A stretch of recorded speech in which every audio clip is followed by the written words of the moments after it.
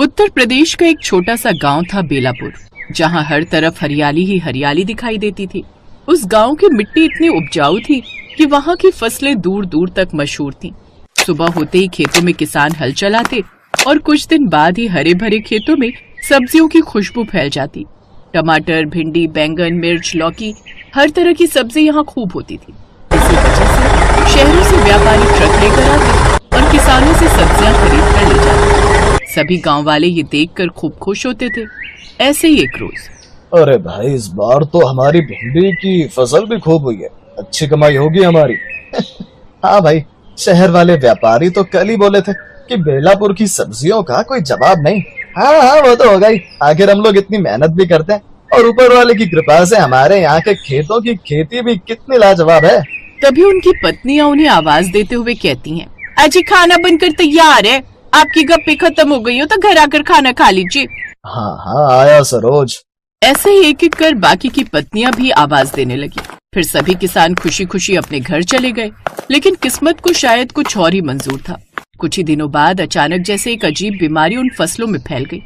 एक सुबह जब मनोहर अपने खेतों में गया तो वहां का नजारा देख हैरान ही रह गया। अरे ये क्या हो गया, मेरी सारी भिंडी की फसल सूख गई। हे भगवान, मैं तो बर्बाद हो गया, कुछ नहीं बचा अब मेरा। हे भगवान, ये क्या, मेरे टमाटर के पौधे भी काले पड़ गए। जाने किसकी नजर लग गई हमारे खेतों को, अब क्या होगा। अब कुछ ही दिनों में पूरे गांव के खेत खराब हो गए। अब हम क्या करेंगे, खेत ही खराब हो गए तो घर कैसे चलेगा। व्यापारी भी अब नहीं आएंगे, सब्जी ही नहीं है बेचने को। अब हम खुद क्या खाएंगे और अपने परिवार को क्या ही खिलाएंगे। अब गांव के हर घर में यही चिंता थी, क्योंकि उस गांव में हर इंसान बस खेती करना ही जानता था, क्योंकि सबके पूर्वज यही काम करते थे। इसके अलावा वो और कुछ काम करते ही नहीं थे। मेरी तो कुछ समझ में नहीं आ रहा सरोज, अब क्या होगा। एक तो सारी फसल खराब हो गई है और ऊपर से कुछ समय बाद बेटी की शादी भी रख दी है। ऐसे तो काफी मुश्किल हो जाएगी। आप फिक्र मत कीजिए जी, ऊपर वाला हमें जरूर कोई रास्ता दिखाएगा। पापा, आप परेशान मत होइए, आप मेरी शादी मंदिर में ही करवा दीजिएगा। बेकार में आपको खर्चा करने की कोई जरूरत नहीं है। ये तो कैसी बातें करती है बिटिया, तू हमारी इकलौती बिटिया है तो हम तेरी शादी ऐसे कैसे होने देंगे। ऊपर से लड़के वालों ने हमसे दहेज की मांग नहीं की, ये उनकी खूबी है।